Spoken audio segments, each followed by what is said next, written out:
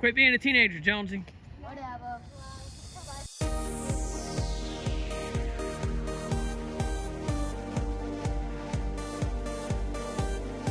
Lawsons On Purpose.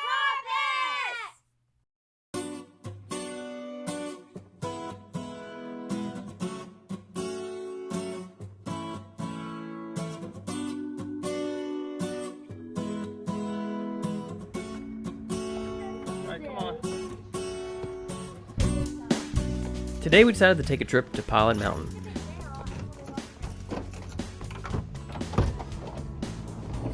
And get it. Heading off for a day trip to Pilot Mountain. Who's ready? Me. Alright, let's go try to have some touristy fun. If you're any fan of Andy Griffith, you might have heard of it, as it is located just south of Andy's real-life hometown of Mount Airy. Ooh, I smell some skunk! Oh my goodness.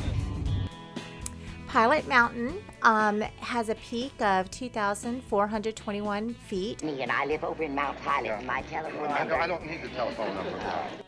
So, coming downtown, what do you think? What were your thoughts? My first thoughts was, oh, this is such a quintessential Southern downtown. Cute little coffee shops here. Oh, not just coffee. It's coffee and ice cream. Coffee and ice cream. Which is arguably the best combination in culinary. It was so cute. And the boys playing checkers and Sony. And we all got coffee. And of course, Felicity tried to run around the boys a bit. Got Cokes. Cokes, that's right. But we got coffees. It was a chilly day. There was an advisory out, but 50 degrees. It really wasn't that bad. No, I got warm. I ended up having to take off my coat. And they had these cute little places in between the shops. These little where they built up the alleyways for even additional seating and stuff. It was kind of fun. Yeah, little courtyards. Yeah. But walking down the streets, it was just really kind of a pleasant little town. It was a little bit more than I was actually anticipating. It was a lot more than I was anticipating. And the shops were really great. I look forward to going there and giving them a bunch of money. Oh man, I'm telling you, there is quite a bit. I mean, and they do have all these different types of sales, and there's all these different types of sidewalk advertisements that they put out every day. And they even had music playing while we were outside, so it was kind of enjoyable. I mean, the boys kind of got a little bored sometimes, but well, what do they know? Yeah, I know. There's a coffee shop, a tea house, a soapery where they make all kinds of soaps and a little body cupcake products. area or a cupcake shop. It was a lot of fun. It was a lot of fun. Yeah. And there's even like a little market place, but I mean it was great to even just see the knob from far out, and plenty of opportunities for historical narratives and whatnot. Absolutely. But here we go, the country club. This was really just a cute place. Country store, yeah. I messed it up. But they have all different types. Like you're saying, the soap here. And Link kind of gave me a bit of a tour. That wasn't the soap shop, through. honey. This is this is the country store. This is the country store, but yeah. But he gave me a little tour walking through, and it had a second floor. I mean, you talk about home decor, they had so much stuff. It was just kind of a really just a great time to walk around. I love this little sign here from here. Sometimes we are open on Mondays, even though we're closed. So and of course, you want to go to Mount Pilot for Chinese food. Andy Griffith, they talk about that a lot. This was the only Chinese food place in the whole town. So we didn't go there. We went here to Aunt B's. And kind of really, they have two locations that I know of, Mount Pilot and in Mount Airy. And it was a great little burger joint. Well, Sony and I got salads, and hers was much better than mine. Yeah. I was jealous. And then here's Felicity and I drinking cheer wine. It was a lot of fun there. Cheer wine is nasty. Ooh, look at that foot long. What is that? It's a foot long hot dog. Well, I want that. Cheese. I want a hot dog. Oh, no. Next time, get a foot long. No one told me that they had foot-long hot dogs. No, well, Mount Pilot was just a great it's little Pilot Mountain. town. Pilot Mountain. Jonesy, Yeah. what are you doing? Decorating yourself. Okay. Decorating my You need to find how much I do this. Okay. For a long time, Kim and I have been wanting to do something, and Valentine's Day is coming up, and so I decided to get our videotape of our wedding digitized. Now, I kind of did this on a last minute spur because it was on VHS. And I just kind of did it willy-nilly in the middle of the night, stayed up to about 3 o'clock in the morning. to do this. I don't know if I can wait till Valentine's Day, so we're probably going to show her early. It is a poor man's version, but you know what? It's been almost 20 years. I think it's okay. Well, we'll try. And maybe I can get a better version down the road. We'll see. Close your eyes. They're closed. Don't open them yet. Uh-oh. Opened them a little bit. Peeking. Okay. Are you filming me? Are you filming me? No. Looking at you. Got a cat or something? I got something. I was something looking at me. Get your brother out of the dishwasher. All right, open them. What?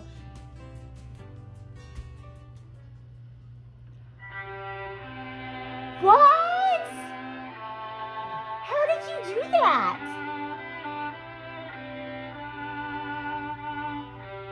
How did you do it? It's a poor man's recording.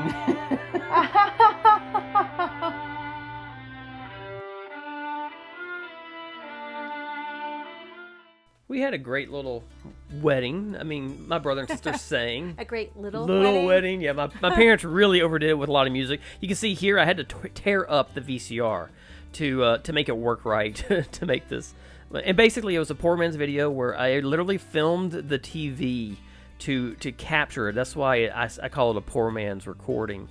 Basically, I just held up my camera to the television and recorded that way. And look how young I am. I know. Look so how you're looking young. at me. And So look at how sweet. beautiful you are. You're Oh, because so I'm not gorgeous. anymore. Oh, come Dig on! that hole, Don't dig even that hole. try. And Dig hey, I it. sang to you. Okay, I Yes, you sang to did. you, You and it was a did. beautiful moment. It was a and beautiful of course, here moment. comes the dip, because I had we practiced We this. practiced. But yeah, this part here was completely. It was a little rehearsed, but hey, it came off awesome. That's the best way to do a wedding kiss right there. Boom. Best wedding ever, folks. And the audience gasped. They really did, actually. They really Yeah. did. They literally did. It was fantastic. Happy Valentine's Day, babe. Thank you. So I'm sitting here in the library and I hear the baby talking and singing in the coffee shop. I want to go see if I can sneak in there and catch some of it.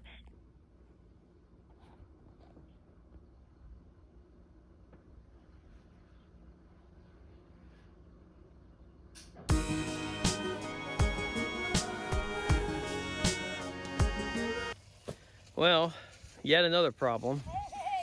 So the door has fallen off of the van. So this is going to be problematic. This looks like it's going to be a lot of fun. All right, I got it closed this much, but we're going to have to get it towed in. Had to cut this cable here because I was holding it up. So I'm sure that's going to cost me a pretty penny. But whatever this motor was, it's just fried, and we'll have to get it fixed. Now I have been able to successfully put the door back on. But basically, this piece, that is what the issue was, or is still. This piece has some rollers on it that the rollers decayed, so it makes it to where it won't work very well. A guide came down, really scratched this up very well, fell off. This piece right here is an extremely cheap fix. We let it wear on the motor, and so basically it killed the motor. For now, it works as a manual door. I will have to replace that one piece though. Irony of it all, this is a Honda Odyssey. I've got a second Honda Odyssey over there with perfectly working motors and doors, but in order to get the motor installed, you have to have it not have tension on it. So I can't use the motors on that van to put it on this van. Figure out, once I replace this, the door should work just fine, no problem. It looks like, you know, I was really concerned about this piece here being bent. It's not, because this is the only place that it was being held on to, because it had also come out of this guide here, right there. So stage one done. We've got the door back on. Stage two, repair that one piece, which means I got to basically take it off again. I mean, this is the fun aspect about having vans, but thankfully we have more than one, so we're actually in good shape there. And I should be able to get this one back to driving. Kim can start driving this one again, so we'll just see what happens with stage 2 when I get that piece in. So this one, I don't really have too much work involved in it because I don't do anything with it. This is the sewing doll project. Yes, so I'm calling it a tradition in my family. I don't know if it really is. I'm making it one, I guess. I had multiple handmade dolls when I was a child. I had some from aunts, I had one from my mom, I had one from a lady at our church. And so when our oldest daughter turned 2, I challenged myself to sew her a doll. And I have some sewing skill. I mean, I'm not the best that there is, but I'm not bad either. And so I made her this doll that we can show. And so when we were surprised 10 years later with another girl, I knew instantly I wanted to make her another doll, exactly the same type as her sisters. And the reason for that is because my dolls were rag dolls. So I just feel like the tradition is rag doll made by mom, given to the daughter. And I hope that... And Felicity, Sony really didn't take to that doll initially. Not initially, not for a couple of years. Yeah, but Felicity... Hurt my feelings. But she was just a child. And that's the thing, is like Felicity has an older sister who likes dolls still.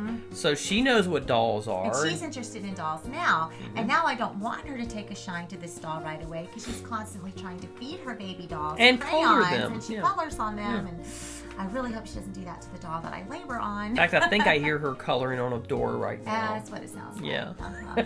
So I'm making this doll for Felicity for her 2nd birthday. It needs to be done.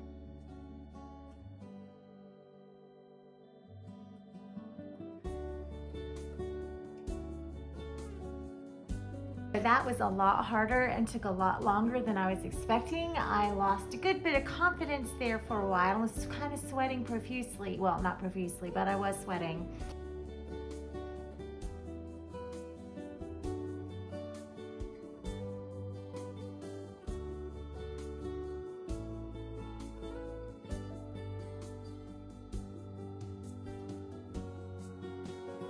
Everything about this doll has taken longer than it should. I'm very nervous I will not get it done in time. Things just keep going wrong, left and right. This old pattern stinks.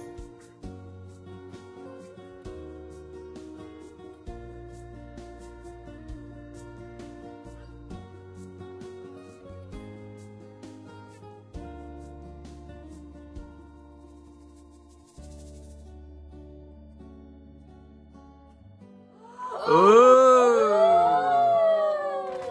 And done.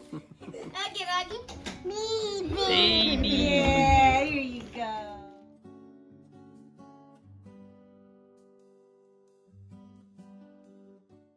Today is the day that we're going to try to do a number of different things. First off, we got the Christmas we got to put away.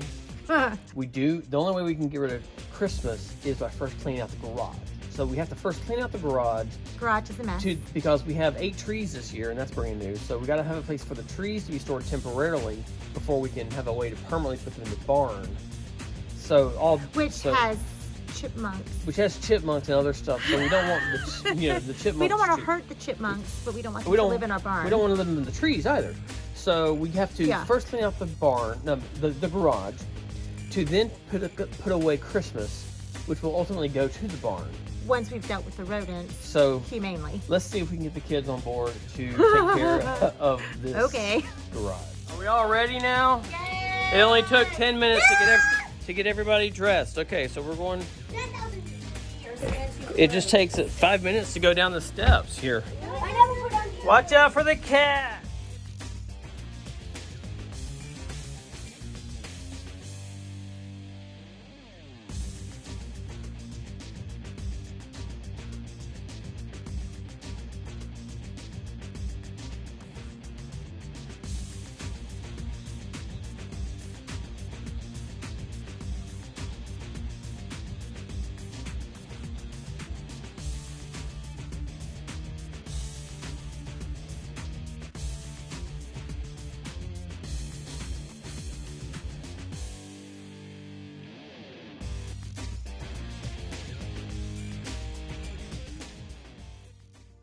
we've got the, it's all cleaned out. It took a lot longer than I thought, and there's a lot more in here that wasn't boxes than I thought. So we found a couple of different things that could have been useful during Christmas. And we also found our closing papers to the house because we moved in the middle of COVID, so we weren't able to get everything out. But in the middle of all, we found those, so that's good, you know.